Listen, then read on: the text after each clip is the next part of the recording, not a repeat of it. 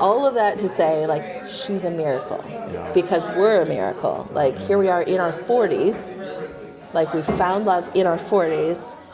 We had a baby in our 40s. You know what I mean? Like, we lived our life. Now we're living life. That's amazing. That's like a really long story. I love that story. I love that story. That's the story of Ruby. Yeah. You know. So, that is amazing.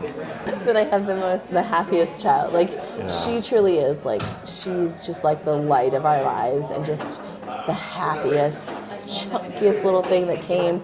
You know, she came 7 weeks early.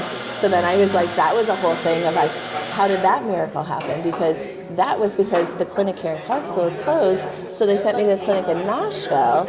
And the doctor, when I was there, did my checkup. My mom went with me. It was July 3rd. My mom went with me because clinic here was closed on Friday.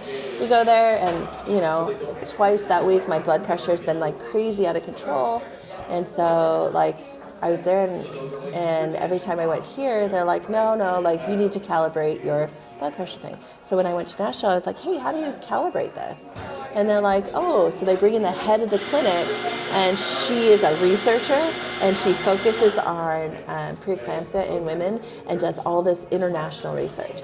And so we're talking about it and so she's like, she brings everybody in the little office and we're like monitoring it and she's like, oh, honey, it's not wrong.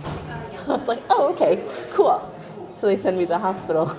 Right as I thought I was going home, they send me to the hospital, test me for preeclampsia, comes back positive. They want to do a 24-hour test, you know, and it was all because I asked for my blood pressure cuff to be calibrated. She's a researcher in preeclampsia, sent me to a women's hospital where they have a test that she has designed that shows you the difference between hypertension and preeclampsia.